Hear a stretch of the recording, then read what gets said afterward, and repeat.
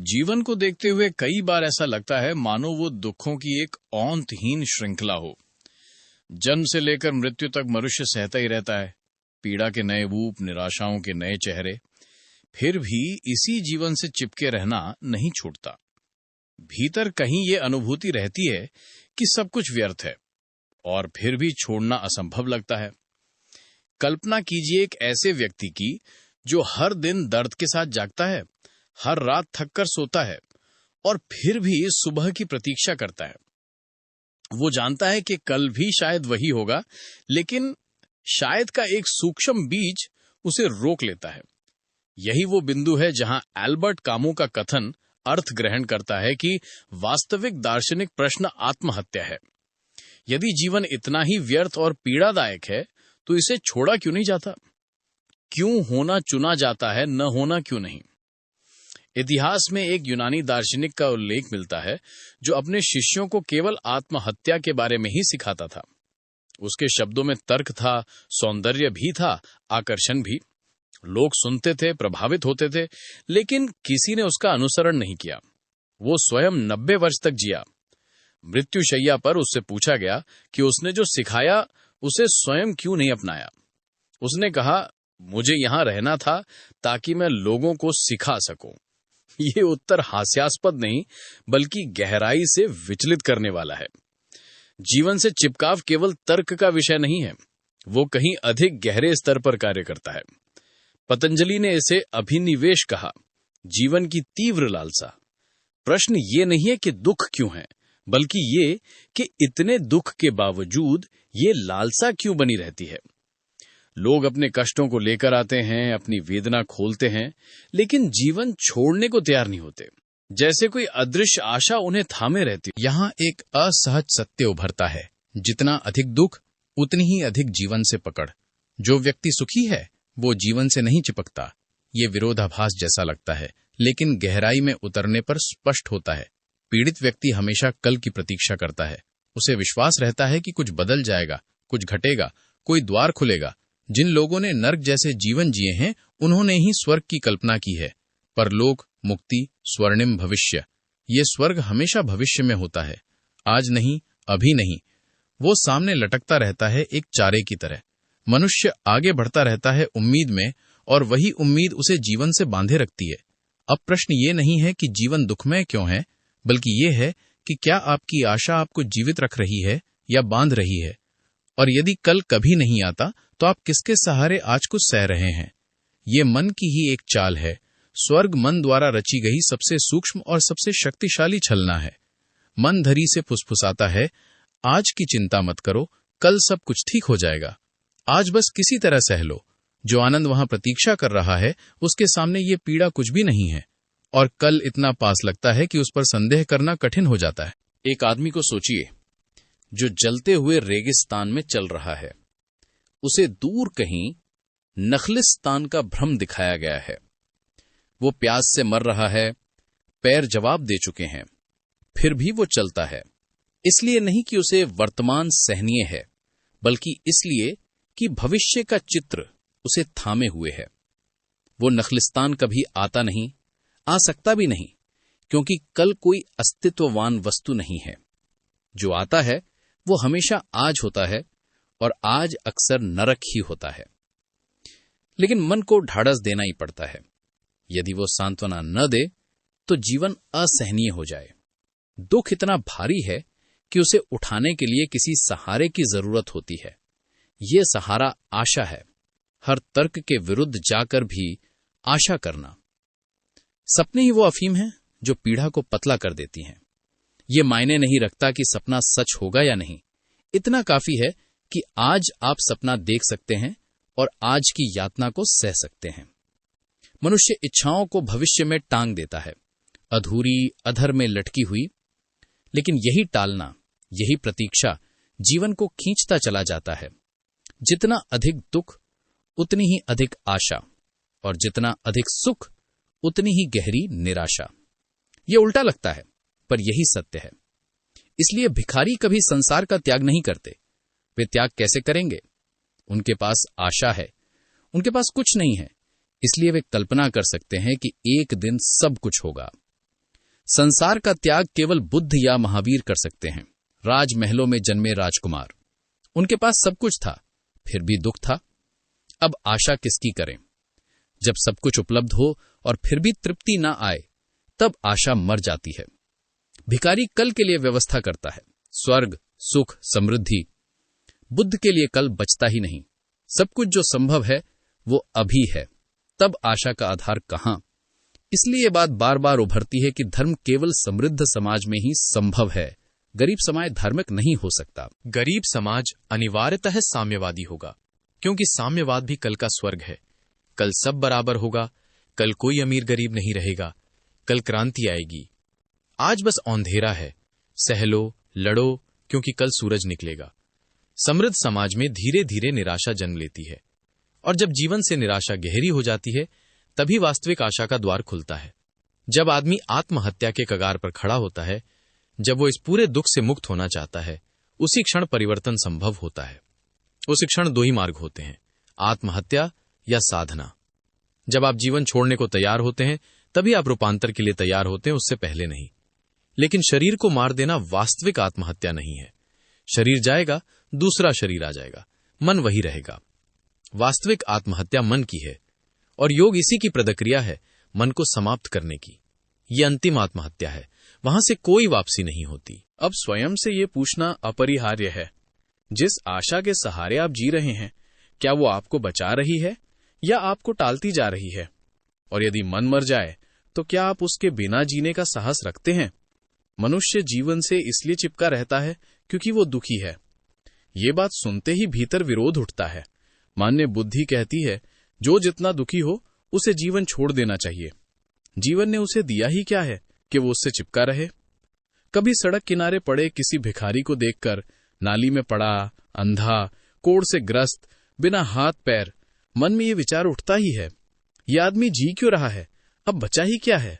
इसे आत्महत्या कर लेनी चाहिए, सब समाप्त हो जाना चाहिए। एक अनुभव स्मृति में उभरता है। बचपन में एक भिखारी आता था, उसके पैर नहीं थे। उसकी पत्नी एक छोटी गाड़ी में उसे खींच कर लाती थी। वो अंधा था, उसका पूरा शरीर सड़ता हुआ लगता था, पास जाना संभव था। असाध्य कोढ़, लगभग मृत, 99% मर चुका, बस 1% शेष। किसी तरह सांस लेता हुआ मैं उसे कुछ दे देता था। एक दिन जिज्ञासा में पूछ बैठा, अब जी क्यों रहे हैं? किसके लिए? इतनी यातना भरी जिंदगी को समाप्त क्यों नहीं कर देते? वो क्रोधित हो गया। उसकी आंखों में आग थी। उसने लाठी उठाने की कोशिश की। ये क्या कह रहे हो? ऊपर से देखने पर लगता है कि दुखी व्यक्ति को आत्महत्या का विचार आना चाहिए, लेकिन ऐसा कभी नहीं होता। दुखी व्यक्ति न तो आत्महत्या करता है, न वो कर ही सकता है। दुख अपने साथ अपना प्रतिकार पैदा करता है, अपनी औषधि रचता है, और वो औषधि है स्वर्ग, भविष्य, आशा। कल सब ठीक हो जाएगा, बस थोड़ा और धैर्य चाहिए। भिखारी हमेशा भविष्य में जीता है, और यदि तुम भविष्य में जी रहे हो तो तुम भी भिखारी हो। यही कसौटी है ये जानने की कि कोई व्यक्ति सम्राट है या भिखारी। जो भविष्य में जीता है वो भिखारी है, जो यहीं अभी जीता है वो सम्राट है। आनंदित व्यक्ति वर्तमान में जीता है, उसे भविष्य की चिंता नहीं होती। भविष्य उसके लिए अर्थहीन है, क्योंकि भविष्य वास्तव में है ही नहीं। अस्तित्व केवल इस क्षण में है, लेकिन यह केवल उसी के लिए संभव है जो आनंद में है। दुखी व्यक्ति के लिए यह क्षण ही सब कुछ हो, यह असहाय है, वह टूट जाएगा। इसलिए उसे भविष्य गढ़ना ही पड़ता है। कहीं दूर किसी कल्पना में एक सपना रचना पड़ता है, ताकि वर्तमान की यातना की भरपाई हो सके। जितना गहरा दुख, उतनी ही प्रबल आशा। आशा दुख की क्षतिपूर्ति है। इसलिए दुखी व्यक्ति न आत्महत्या करता है, न धर्म की ओर जाता है, वो जीवन से चिपका रहता है। और ये बात और भी असहज है, जितने अधिक आनंदित हो, उतने ही अधिक तुम जीवन छोड़ने को तत्पर होते हो, किसी भी क्षण, बिना किसी पकड़ के। तब जीवन पुराने कपड़ों की तरह है, उतार दिए, बात समाप्त। अब प्रश्न तुम्हारे सामने है, क्या तुम भविष्य में जी रहे हो क्योंकि वर्तमान सहन नहीं हो पा रहा? और यदि ये क्षण ही सब कुछ हो जाए, तो क्या तुम उसे बिना सहारे, बिना आशा झेल सकते हो? और भी आगे की बात है, यदि तुम सचमुच आनंदित हो और मृत्यु द्वार पर दस्तक दे तो तुम उसे टालोगे नहीं, तुम उसका स्वागत करोगे, उसे गले लगाओगे और उसी आलिंगन में तुम मृत्यु के पार चले जाओगे। इसे फिर से समझो।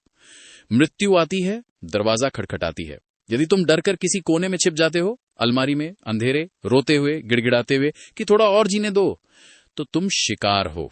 तब तुम्हें बार बार मरना पड़ेगा। कायर एक बार नहीं, हजारों बार मरता है। लेकिन यदि तुम दरवाजा खोल सको, मृत्यु को मित्र की तरह आमंत्रित कर सको, उसे गले लगा सको, तो उसी क्षण तुमने मृत्यु को पार कर लिया। तब तुम अमर हो जाते हो। तभी पहली बार वो जीवन उपलब्ध होता है जो दुख नहीं है। वो जीवन जिसकी बात यीशु ने की, प्रचुर जीवन। वो जीवन जिसकी बात बुद्ध ने की, निर्वाण, परमानंद। वो जीवन जिसकी ओर पतंजलि संकेत करते हैं, समय और स्थान से परे, मृत्यु से परे, शाश्वत। दुख अपनी क्षति पूर्ति स्वयं रचता है। एक बार तुम उस झाल में फंस गए तो जितना अधिक जीवन से चिपकोगे उतना ही अधिक दुखी होते जाओगे। यही इसका दूसरा पक्ष है। जीवन से चिपकना स्वयं दुख पैदा करता है और नए नए फ्रस्ट्रेशन जोड़ता चला जाता है। जिस चीज से तुम नहीं चिपके हो उसके खो जाने पर तुम दुखी नहीं होते, लेकिन जिससे तुम चिपक गए हो उसके खोते ही पागल हो जाते हो। जितना अधिक तुम जीवन से चिपकोगे उतना ही हर दिन पाओगे कि दुख बढ़ता जा रहा है, पीड़ा पर पीड़ा जुड़ती जाती है। एक क्षण आता है जब तुम स्वयं कुछ नहीं रहते, सिर्फ एक चीखती हुई वेदना। और तब विडंबना ये है, तुम और भी ज्यादा चिपक जाते हो। ये एक दुष्चक्र है। इसे बस देखो, पूरी प्रक्रिया को। तुम जीवन से क्यों चिपके हो? क्योंकि तुम अब तक जी नहीं पाए हो।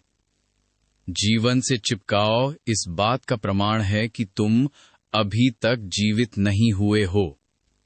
तुमने एक मृत जीवन जिया है। जीवन के आशीर्वादों का स्वाद तुमने नहीं चखा। तुम असंवेदनशील रहे हो, बंद जीवन जिया है। तुम फूलों को छू नहीं पाए, आकाश को महसूस नहीं कर पाए, पक्षियों की उड़ान में शामिल नहीं हो पाए। तुम जीवन की नदी के साथ बह नहीं पाए। तुम जमे हुए हो, और क्योंकि तुम जमे हुए हो तुम जी नहीं पाते, इसलिए दुखी हो। और क्योंकि तुमने अभी तक जीवन जिया नहीं, इसलिए मृत्यु से डरते हो। यदि अभी मृत्यु आ जाए और तुमने जीवन को जिया ही नहीं तो सब समाप्त। यही भय है। उपनिषदों के समय की एक कथा है। एक महान राजा था ययाति। मृत्यु आई। ययाति 100 वर्ष का था और मृत्यु को देखते ही रोने बिलखने लगा। मृत्यु ने कहा, ये तुम्हें शोभा नहीं देता। एक महान सम्राट, एक वीर पुरुष, और तुम बच्चे की तरह रो रहे हो। तेज हवा में कांपते पत्ते की तरह कांप क्यों रहे हो? ययाति बोला, तुम आ गई हो और मैं अब तक जी ही नहीं पाया। मुझे थोड़ा और समय दे दो ताकि मैं जी सकूं। मैंने बहुत युद्ध लड़े, बहुत धन इकट्ठा किया, विशाल साम्राज्य बनाया, अपने पिता की संपत्ति बढ़ाई, लेकिन जीना तो कभी हुआ ही नहीं। जीने का समय ही नहीं मिला और तुम आ गई हो। ये अन्याय है। मृत्यु ने कहा, मुझे तो किसी को ले जाना ही होगा। ठीक है, एक व्यवस्था करते हैं। यदि तुम्हारा कोई पुत्र तुम्हारे बदले मरने को तैयार हो तो मैं उसे ले जाऊंगी। ययाति के 100 पुत्र थे, हजारों पत्रियां थीं। उसने पुत्रों को बुलाया। बड़े पुत्रों ने मना कर दिया। वे स्वयं उसी जाल में फंस चुके थे। सबसे बड़ा 70 वर्ष का था। उसने कहा, मैं भी तो अभी नहीं जी पाया। आपने 100 वर्ष जिए हैं, मैंने तो केवल 70। पहले मुझे मौका मिलना चाहिए। तभी सबसे छोटा पुत्र 16-17 वर्ष का आगे आया, पिता के चरण छुए और बोला, मैं तैयार हूं। अब स्वयं से ये पूछना कठिन लेकिन अनिवार्य है, क्या तुम मृत्यु से इसलिए डरते हो क्योंकि तुम जी नहीं पाए हो? और यदि अभी दरवाजा खटखटाए तो क्या तुम छिपोगे या खोलोगे? यहां तक कि मृत्यु के भीतर भी उस बालक के लिए करुणा जाग उठी। मृत्यु समझ गई कि ये लड़का अभी निष्कलुष है, दुनिया के दाव पेंच नहीं जानता, ये भी नहीं जानता कि वो क्या कर रहा है। मृत्यु ने उसके कान में धीरे से कहा, तू क्या कर रहा है मूर्ख? अपने पिता को देख। 100 वर्ष की आयु में भी वो मरने को तैयार नहीं है और तू अभी 17 का है। तूने तो जीवन को छुआ तक नहीं। लड़के ने उत्तर दिया, जीवन समाप्त हो चुका है। मेरे पिता 100 वर्ष में भी कहते हैं कि वे जी नहीं पाए, तो फिर अर्थ ही क्या है? यदि 100 वर्ष जीकर भी वही होना है तो फिर जीना व्यर्थ है। बेहतर है कि वे मेरा जीवन जी लें। जो 100 वर्ष में नहीं जी पाया वो कभी नहीं जी पाएगा। पुत्र मर गया और पिता जीवित रहा और 100 वर्ष और जिया। फिर मृत्यु आई, फिर वही दृश्य। ययाति फिर रोया, कांपा, बिलखने लगा। उसने कहा, मैं भूल ही गया था। फिर से धन बढ़ाने लगा, राज्य फैलाने लगा। ये 100 वर्ष भी स्वप्न की तरह बीत गए। तुम फिर आ गई हो और मैं अब भी नहीं जी पाया। ये क्रम चलता रहा। मृत्यु आती रही और हर बार किसी न किसी पुत्र को ले जाती रही। ययाति 1000 वर्ष तक जीता रहा। एक सुंदर कथा है, लेकिन सत्य और भी कठोर है। 1000 वर्ष बीत गए, मृत्यु फिर आई। ययाति फिर कांप रहा था, फिर रो रहा था। मृत्यु ने कहा, अब ये बहुत हो गया। 1000 वर्ष जीकर भी तुम कहते हो कि तुम जी नहीं पाए। ययाति बोला, मैं कैसे जी सकता था? मैं हमेशा टालता रहा, कल और फिर कल, और अचानक तुम आ जाती हो। जीवन को टालना यही एकमात्र पाप है जिसे पाप कहा जा सकता है। मत टालो। यदि जीना है तो अभी जियो, यहीं इसी क्षण। अतीत को भूल जाओ, भविष्य को भी भूल जाओ। यही एकमात्र क्षण है जो अस्तित्व रखता है, इसे जियो। ये खो गया तो लौटाया नहीं जा सकता। जब तुम वर्तमान में जीने लगते हो तो भविष्य की चिंता गिर जाती है और जीवन से चिपकाव भी समाप्त हो जाता है, क्योंकि तब तुमने जीवन को जाना है। तब एक तृप्ति होती है, गहरी, शांत, पूर्ण। पूरा अस्तित्व धन्य अनुभव करता है। तब किसी क्षतिपूर्ति की आवश्यकता नहीं रहती। न स्वर्ग चाहिए, न कल, न आशा की बैसाखी। तब मृत्यु को 100 वर्ष बाद आकर तुम्हें कांपते, रोते हुए देखने की जरूरत नहीं होती। यदि मृत्यु अभी आ जाए तो तुम तैयार हो। तुम जी चुके हो, तुमने भोगा है, उत्सव मनाया है। वास्तव में जिया हुआ एक क्षण पर्याप्त है और बिना जिए 1000 वर्ष अपर्याप्त। 1000 क्या, लाखों वर्ष भी यदि वे बिना जीवन के हैं तो वे एक क्षण के भी बराबर नहीं। मैं तुमसे कहता हूं, सच में जिया गया एक क्षण स्वयं में अनंत है। वो समय के पार है। उसमें तुम जीवन की आत्मा को छू बड़े लेते हो और तब न मृत्यु रहती है, न भय, न पकड़। तुम किसी भी क्षण जीवन छोड़ सकते हो क्योंकि कुछ भी अधूरा नहीं बचा। तुमने उसे अंतिम सीमा तक जिया है। तुम छलक रहे हो, पूर्ण, संतुष्ट, तैयार। जो व्यक्ति मृत्यु को उत्सव के भाव से स्वीकार कर सकता है, वही वास्तव में जिया हुआ मनुष्य है। जीवन से चिपकाव इस बात का प्रमाण है कि तुम जी नहीं पाए। मृत्यु को जीवन का अंग मानकर गले लगा लेना इस बात का प्रमाण है कि तुमने जीवन को ठीक से जिया है, तुम तृप्त हो। अब पतंजलि के सूत्र को सुनो। ये सबसे गहन सूत्रों में से एक है और तुम्हारे लिए अत्यंत निर्णायक।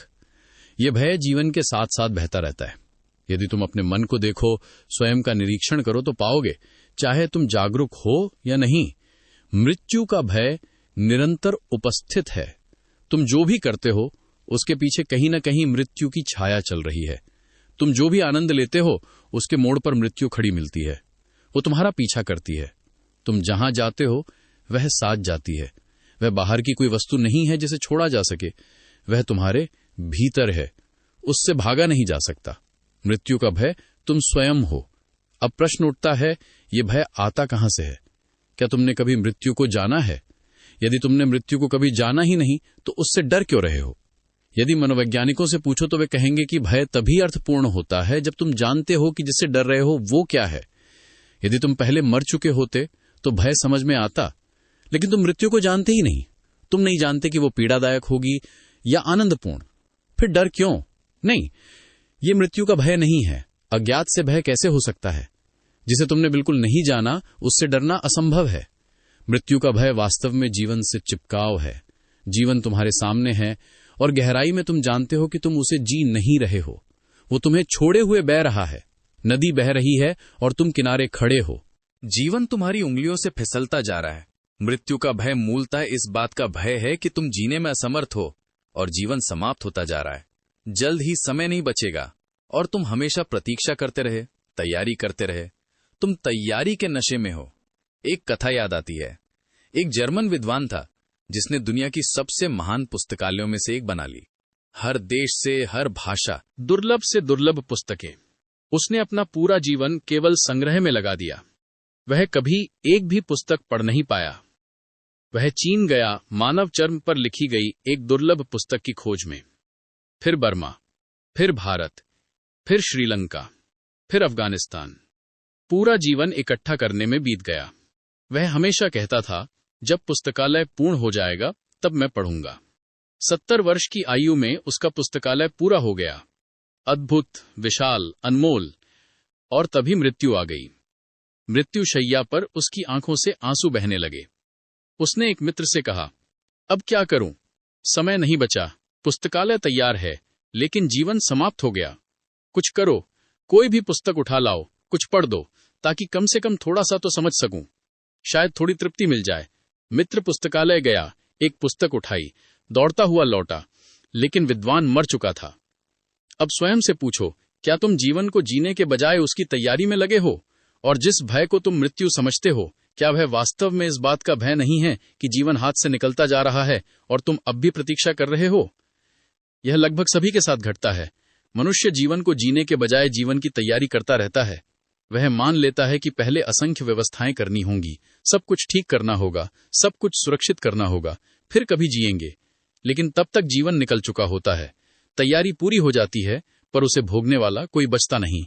और यह बात तुम भीतर अपनी अंतड़ियों में जानते हो। एक सूक्ष्म बोध लगातार मौजूद है। जीवन फिसल रहा है। हर क्षण कुछ समाप्त हो रहा है। हर क्षण तुम थोड़ा थोड़ा मर रहे हो। यह भय किसी भविष्य में आने वाली मृत्यु का नहीं है, जो एक दिन आकर तुम्हें नष्ट कर देगी। वह तो अभी घट रहा है। जीवन बह रहा है और तुम बंद हो, असमंत, जकड़े हुए। जिस दिन तुम पैदा हुए, उसी दिन मरना शुरू हो गया। जीवन का हर क्षण मृत्यु का भी क्षण है। इसलिए भय किसी अज्ञात मृत्यु का नहीं है जो भविष्य में कहीं प्रतीक्षा कर रही हो। भय अभी का है। जीवन तुम्हारे हाथों से निकल रहा है और तुम कुछ कर नहीं पा रहे। मृत्यु का भय मूलतः इस बात का भय है कि जीवन हाथ से फिसल, और डर के कारण तुम जीवन से चिपक जाते हो। लेकिन चिपकाव कभी उत्सव नहीं बन सकता। चिपकाव कुरूप है, हिंसक है। जितना अधिक तुम जीवन से चिपकोगे, उतने ही अधिक अक्षम होते जाओगे। एक साधारण उदाहरण देखो। तुम किसी स्त्री से प्रेम करते हो और उससे चिपक जाते हो। जितना अधिक चिपकते हो, उतना ही तुम उसे भागने पर मजबूर करते हो। तुम्हारा चिपकाव उस पर बोझ बन जाता है। जितना अधिक तुम उसे अपने अधिकार में लेना चाहते हो, उतना ही वह मुक्त होने के रास्ते खोजती है। और याद रखो, जीवन एक स्त्री की तरह है। उसे चिपको मत। वह उन्हीं के पीछे चलती है जो उसे चिपकते नहीं। वो उन्हीं को प्रचुरता में मिलती है जो उससे मांगते नहीं। यदि तुम चिपकते हो, तो तुम्हारी भिखारिन अवस्था जीवन को दूर कर देती है। सम्राट बनो, स्वामी बनो, जीवन जियो, लेकिन उससे चिपको मत। किसी से भी मत चिपको। चिपकाव तुम्हें कुरूप बनाता है। चिपकाव तुम्हें हिंसक बनाता है। चिपकाव तुम्हें भिखारी बना देता है। और जीवन भिखारियों के लिए नहीं है। जीवन सम्राटों के लिए है। जो मांगता है, उसे कुछ नहीं मिलता। जो नहीं मांगता, उसे बहुत मिलता है। जो जीवन से अचिपक रहता है, उसके लिए जीवन निरंतर आशीर्वाद बन जाता है। जियो, भोगो, उत्सव मनाओ, लेकिन कंजूस मत बनो। चिपको मत। जीवन से ये चिपकाव ही मृत्यु के भय को जन्म देता है। जितना अधिक तुम चिपकते हो, उतना ही स्पष्ट दिखता है कि जीवन जा रहा है, लगातार जा रहा है। और तभी मृत्यु का भय पैदा होता है, जब भय सबके भीतर बह रहा है, पढ़े लिखे लोगों में भी। क्योंकि तथाकथित विद्वान भी उतने ही मूर्ख हैं। उन्होंने कुछ सीखा नहीं है, उन्होंने केवल याद किया है। महान पंडित, बड़े विद्वान, वे जीवन के बारे में बहुत जानते हैं, लेकिन जीवन को नहीं जानते। वे के बारे में जानते हैं, हमेशा परिधि पर घूमते रहते हैं, कभी केंद्र को नहीं छूते। ऐसे तुमसे भी अधिक डरे हुए होते हैं, क्योंकि उन्होंने अपना पूरा जीवन शब्दों में गवा दिया है। शब्द बुलबुले हैं। उन्होंने ज्ञान इकट्ठा किया है, लेकिन ज्ञान का जीवन से क्या मुकाबला? तुम प्रेम के बारे में बहुत कुछ जान सकते हो, बिना प्रेम को जाने। और यदि तुम प्रेम को जान लो, तो प्रेम के बारे में जानने की जरूरत ही क्या है? तुम ईश्वर के बारे में बहुत कुछ जान सकते हो, बिना ईश्वर को जाने। और यदि तुम ईश्वर को जान लो, तो ईश्वर के बारे में जानना मूर्खता है। ये बात स्मरण रखना। के बारे में जानना नहीं है। ये केवल गोल गोल घूमना है, केंद्र को छुए बिना। पतंजलि कहते हैं, यहां तक कि वे लोग भी जो शास्त्रों में निपुण हैं, धर्म ग्रंथों, दर्शन और सिद्धांतों के ज्ञाता हैं, जीवन भर चर्चा कर सकते हैं, वाद विवाद कर सकते हैं, तर्कों की परतें चढ़ाते जा सकते हैं। शब्दों की कमी नहीं होती, लेकिन उसी दौरान जीवन चुपचाप बह जाता है। उन्होंने जीवन का रस नहीं चखा। उन्होंने जीवन को जाना ही नहीं। वे शब्दों में जिए हैं, भाषा के खेलों में उलझे रहे हैं, और इसलिए वे भी डरे हुए होंगे। एक दृश्य की कल्पना करो। कोई व्यक्ति पूरे दिन भोजन के मेन्यू पढ़ता रहे, व्यंजनों पर चर्चा करता रहे, स्वाद के बारे में बहस करे, लेकिन एक कौर भी मुंह में ना डाले। शाम तक पेट खाली है, शरीर थका है, और फिर भी वह कहे कि वह भोजन को जानता है। शास्त्र, वेद, बाइबल, कुरान, धम्मपद सब ऐसे ही मेन्यू हैं। वे जीवन नहीं है। वे जीवन की जगह नहीं ले सकते। ज्ञान जीवन के काम का नहीं है। तुम महान वैज्ञानिक बन सकते हो, बड़े दार्शनिक, महान गणितज्ञ, लेकिन इससे ये सिद्ध नहीं होता कि तुम जीवन को जानते हो। जीवन को जानने का अर्थ है उसे जीना, और जीवन को जीना मतलब है डर से मुक्त होना, असुरक्षा में उतरना। क्योंकि जीवन स्वभावतः असुरक्षित है। अज्ञात में प्रवेश करना, क्योंकि जीवन हर क्षण नया है, हर क्षण अपरिचित है। जीवन के साथ एक यात्री बन जाना, जहां वो ले जाए वहां चल पड़ना, एक घुमक्कड़ हो जाना, यही सन्यास का अर्थ है। हमेशा ज्ञात को छोड़ने के लिए तैयार रहना, परिचित सुविधाओं, जानी पहचानी सीमाओं को त्याग कर अज्ञात की ओर बढ़ना। हां, अज्ञात के साथ असुविधा आती है, खतरा आता है, अस्थिरता आती है, लेकिन जीवन खतरनाक है। जीवन में जोखिम है, और इसी कारण लोग स्वयं को बंद कर लेते हैं सुरक्षित, आरामदेह कैदों में। अंधेरी कोठरियां पर आरामदायक। मृत्यु आने से बहुत पहले ही वे मर चुके होते हैं, ये याद रखना। यदि तुम आराम चुनते हो, सुरक्षा चुनते हो, परिचित को चुनते हो, तो तुम जीवन नहीं चुन रहे। जीवन अज्ञात है। तुम उसे जी सकते हो, लेकिन उसे पकड़ नहीं सकते। तुम उसके साथ बह सकते हो, लेकिन उसे मुट्ठी में नहीं बांध सकते। जीवन के साथ वैसे ही बहना है जैसे एक सफेद बादल हवा जहां ले जाए, ये ना जानते हुए कि कहां जा रहे हो। जीवन का कोई लक्ष्य नहीं है।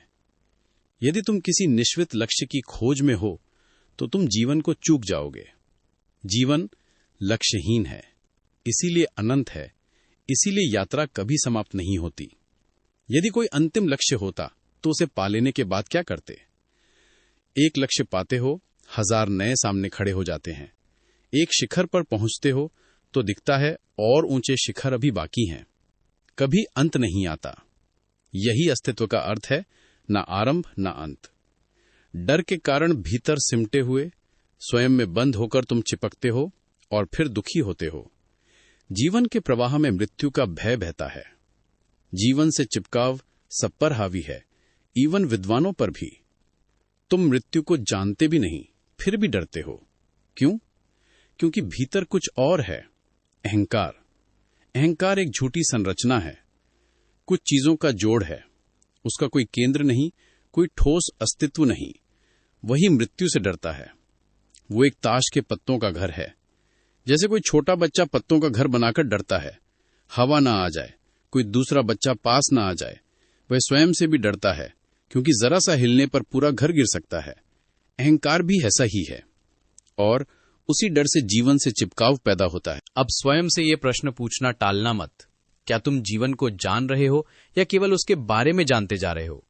और जिस सुरक्षा को तुम बचाव समझते हो, क्या वही धीरे धीरे तुम्हें जीवित रहते हुए मृत नहीं बना रही? यदि तुम रेत पर घर बनाते हो तो भय स्वाभाविक है, क्योंकि नींव में चट्टान नहीं है।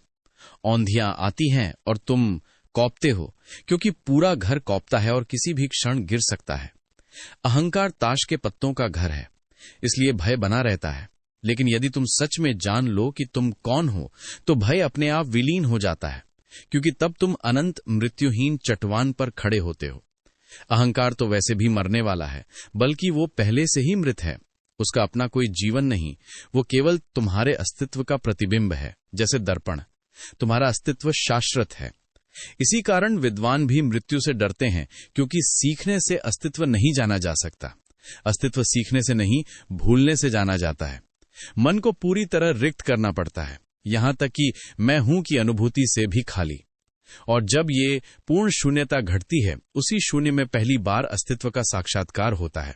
वही अस्तित्व शाश्वत है, उसे कोई मृत्यु स्पर्श नहीं कर सकती। केवल वही अस्तित्व मृत्यु को गले लगा सकता है और उसी आलिंगन में जान सकता है कि तुम अमर हो। भय अहंकार को लगता है। पतंजलि इसे प्रतिप्रसव कहते हैं, एक अत्यंत महत्वपूर्ण प्रक्रिया जिसमें प्रभाव को कारण में वापस ले जाया जाता है, फैलाव को समेटा जाता है, इन्वोल्यूशन की प्रक्रिया। जानोव की प्राइमल थेरेपी भी प्रतिप्रसव का ही एक रूप है, जो वास्तव में पतंजलि की सबसे प्राचीन विधियों में से एक है। इसमें व्यक्ति को उसके बचपन, मूल स्रोत तक लौटाया जाता है, जहां से समस्या शुरू हुई थी, क्योंकि प्रभावों को सुलझाने से कुछ नहीं होता, उन्हें कारण में वापस ले जाना पड़ता है। ये वैसा ही है जैसे तुम पेड़ नहीं चाहते और शाखाएं, पत्ते काटते रहते हो। एक पत्ता काटते हो, 3 उगाते हैं, जड़ों तक जाना ही पड़ेगा। जैसे एक व्यक्ति स्त्रियों से डरता है, इस भय के कारण वो गहरे संबंध नहीं बना पाता। डर हर संबंध को दूषित देता है। वो आधे अधूरे ढंग से जुड़ता है, अस्वीकृति और छोड़े जाने के भय में। यदि वो एमिल कुए जैसी विधियों से खुद को समझाता रहे, मैं नहीं डरता, मैं बेहतर हो रहा हूं, तो भय दब सकता है, मिटेगा नहीं। वो बार बार लौटेगा, क्योंकि जड़ को छुआ ही नहीं गया। और अंततः प्रश्न यही है, क्या तुम अपने भय को सजाकर ढकते रहोगे या उसकी जड़ तक लौटने का साहस करोगे? और क्या जिसे तुम बचाना चाहते हो वही अहंकार तुम्हारे भय की असली नींव नहीं है? प्राइमल थेरेपी में मनुष्य को पीछे की ओर लौटाया जाता है, लगभग झकझोर कर उसके मूल तक ले जाया जाता है। जो व्यक्ति स्त्रियों से डरता है, उसके भीतर कहीं न कहीं मां के साथ जुड़ा कोई अनुभव अवश्य रहा होगा, क्योंकि मां पहली स्त्री है। जीवन भर तुम अनेक स्त्रियों से संबंध रख सकते हो, पत्नी, प्रेमिका, पुत्री, मित्र, लेकिन मां की छवि बनी रहती है, वही पहली अनुभूति है। स्त्रियों के साथ तुम्हारे सारे संबंध उसी नींव पर खड़े होते हैं, मां के साथ तुम्हारे संबंध पर। इसलिए यदि कोई व्यक्ति स्त्रियों से डरता है तो उसे स्मृति में पीछे लौटना पड़ता है, उसे उस मूल स्रोत तक जाना होता है जहां भय ने जन्म लिया। वो घटना बहुत साधारण हो सकती है, इतनी छोटी कि वो पूरी तरह भूल गई हो, लेकिन भीतर कहीं घाव मौजूद रहता है। हर बच्चा चाहता है कि मां उससे प्रेम दे, लेकिन हो सकता है मां उपलब्ध न रही हो, वो व्यस्त रही हो, क्लबों, संस्थाओं, सामाजिक गतिविधियों में उलझी हो सकता है उसने तुम्हें स्तनपान न कराया हो क्योंकि वो अपने शरीर को सुरक्षित रखना चाहती थी, अपने स्तनों को खराब नहीं करना चाहती थी, उन्हें युवा बनाए रखना चाहती थी, या हो सकता है उसके मन में और भी उलझने रही हो। संभव है तुम एक अवांछित संतान रहे हो, एक बोझ की तरह आए हो, गर्भनिरोधक असफल रहा और तुम्हारा जन्म हो गया। या वो पति से घृणा करती रही हो और तुम्हारे चेहरे में पति की झलक दिखाई देती रही हो। कारण कुछ भी रहा हो, लेकिन तुम्हें पीछे जाना होगा, बच्ची की अवस्था में लौटना होगा। याद रखो, जीवन की कोई भी अवस्था कभी नष्ट नहीं होती। भीतर का बच्चा अभी भी तुम्हारे भीतर मौजूद है। ऐसा नहीं है कि बच्चा होकर युवा बन जाता है। बच्चा भीतर ही रहता है और उसके ऊपर युवावस्था की परत चढ़ जाती है, फिर उस पर वृद्धावस्था की एक और परत, परत दर परत। तुम प्याज की तरह हो, यदि गहराई में उतर सको तो सारी परतें अब भी वैसी ही सुरक्षित हैं। प्राइमल थेरेपी में जानोव लोगों को पीछे लौटने में मदद करता है, उन्हें फिर से बच्चे बनने देता है। वे लात मारते हैं, रोते हैं, चीखते हैं, और वो चीख वर्तमान की नहीं होती, वो उस छिपे हुए बच्चे की होती है। जब वो आदिम चीख निकलती है, उसी क्षण बहुत कुछ रूपांतरित हो जाता है। यही प्रतिप्रसव की प्रक्रिया का एक पक्ष है। जानोव शायद ये न जानता हो कि लगभग 5000 वर्ष पहले पतंजलि ने यही सिद्धांत दिया था कि हर प्रभाव को उसके कारण तक ले जाना होगा, क्योंकि केवल कारण का ही समाधान संभव है। तुम जड़ों को काटो तो वृक्ष मर जाता है, शाखाएं काटने से वो और फैलता है। प्रतिप्रसव एक सुंदर शब्द है। प्रसव का अर्थ है जन्म और प्रतिप्रसव का अर्थ है स्मृति में पुनर्जन्म, जन्म के उस क्षण तक लौटना, उस आघात तक लौटना और उसे फिर से जीना। ध्यान रखना, तुम उसे केवल याद नहीं करते, तुम उसे फिर से जीते हो। स्मरण और पुनर्जीवन एक नहीं है। ये बात भीतर से समझ में आती है, जैसे कोई जानता हो कि किसी पुराने घाव के बारे में सोचना और उसी घाव में फिर से उतर जाना दो अलग अवस्थाएं हैं। तुम चुपचाप बैठ सकते हो और याद कर सकते हो कि बचपन में मां ने तुम्हें मारा था। स्मृति में वो घटना ऐसे उभरती है जैसे वो किसी और के जीवन में घटी हो, और तुम वही व्यक्ति बने रहते हो जो अभी हो। लेकिन प्रतिप्रसव स्मरण नहीं है, वो पुनर्जन्म है।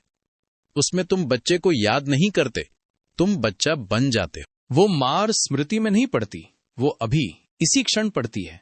वही चोट, वही सिकुड़न, वही क्रोध, वही अस्वीकार और वही प्रतिक्रिया, जैसे समय ने कोई पर्दा ही नहीं डाला हो।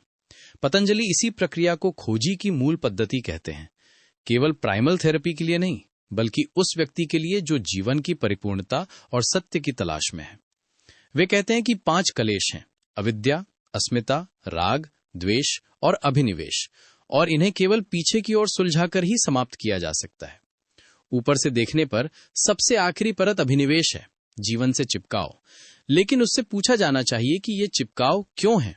पीछे जाओ तो दिखेगा कि ये चिपकाव इसलिए है क्योंकि भीतर गहरी पीड़ा है, और उस पीड़ा की जड़ द्वेष में है। हिंसा, ईर्ष्या, क्रोध, प्रतिकर्षण, नकारात्मकता से भरी दृष्टि से जीवन अंधकार में और रहने लायक नहीं दिखता। इसलिए जीवन को पकड़ने की हताश कोशिश शुरू होती है। और ये द्वेष यूं ही नहीं आता। समाज, संस्कृति, धर्म इसे सिखाते हैं। स्त्री को प्रेम की वस्तु नहीं, बल्कि हड्डी, मांस, रक्त और घृणा योग्य संरचना की तरह देखने का अभ्यास कराया जाता है। ऐसी सृष्टि के साथ प्रेम असंभव हो जाता है, और बिना प्रेम के जीवन केवल बोझ बन जाता है। लेकिन यदि तुम और गहरे जाओ तो द्वेष के पीछे राग मिलेगा, क्योंकि बिना आकर्षण के प्रतिकर्षण हो ही नहीं सकता। और उससे भी नीचे अस्मिता है, मैं हूं, जो राग और द्वेष के सहारे खड़ी रहती है। जैसे ही आकर्षण और प्रतिकर्षण गिरते हैं, ये मैं भी गिरने लगता है। तब प्रश्न उठता है, क्या तुम सचमुच मृत्यु से डरते हो, या उस झूठे मैं के ढहने से जिसे तुम अब तक जीवन समझते रहे हो?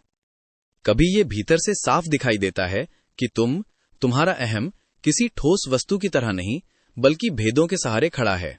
अच्छा और बुरा, प्रेम और घृणा, सुंदर और कुरूप, जैसे ही ये 12th बनते हैं, मैं का ढांचा अपने आप खड़ा हो जाता है।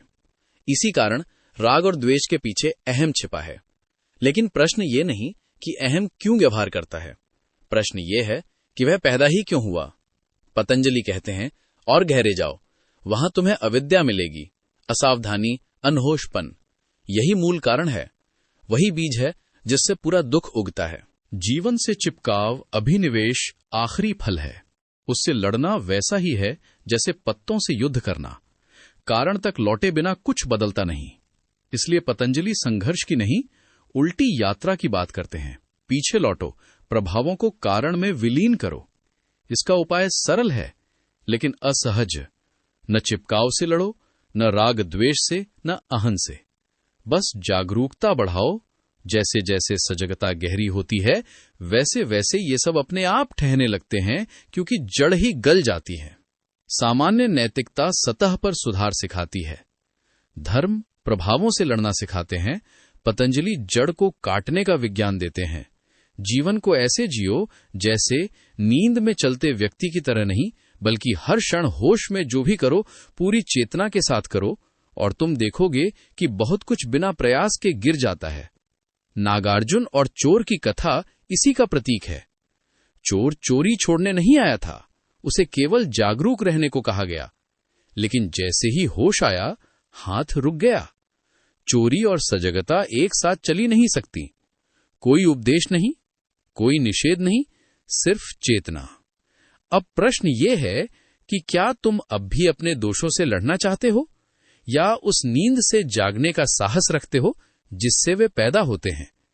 कभी ईमानदारी से देखा जाए तो साफ दिखाई देता है कि बिना सजगता के क्रोध, हिंसा, अधिकार भाव, ईर्ष्या अपने आप उगाते हैं। ये जड़ नहीं है, केवल शाखाएं हैं। जैसे अंधेरे कमरे में रखा सामान ठोकर खिला देता है, वैसे ही अनहोश जीवन से ये प्रतिक्रियाएं निकलती हैं। एक आदमी बाहर से शांत दिख सकता है, सभ्य भी, पर भीतर कहीं एक स्थायी धारा बह रही होती है। साधारण नैतिकता इसी सतह पर काम करती है। क्रोध मत करो, लोभ मत करो। इससे से ज्यादा एक दबा दबा व्यक्तित्व बनता है, समाज के लिए उपयोगी पर अस्तित्व के लिए खोखला। पतंजलि यहां नैतिकता नहीं, धर्म का विज्ञान दे रहे हैं। उनका आग्रह सरल और कठोर है।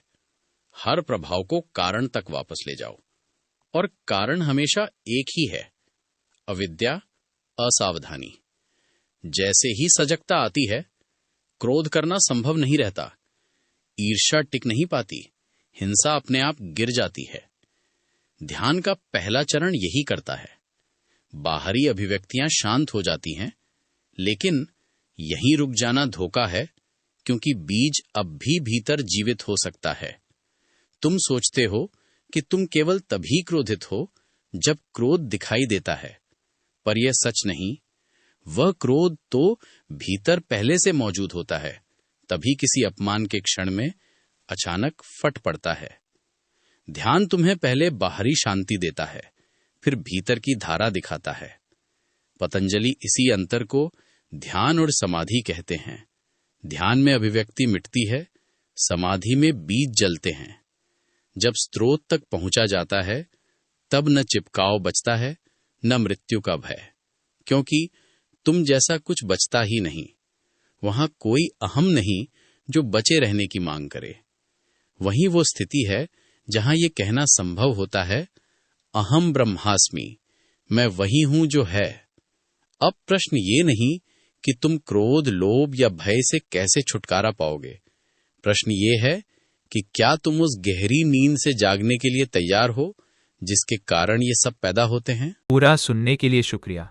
आप अगला वीडियो किस विषय पर सुनना चाहेंगे, कमेंट में जरूर लिखिए। अगर ये वीडियो आपको अच्छी लगी हो तो लाइक करें, अपने किसी दोस्त के साथ शेयर करें और चैनल को सब्सक्राइब करें।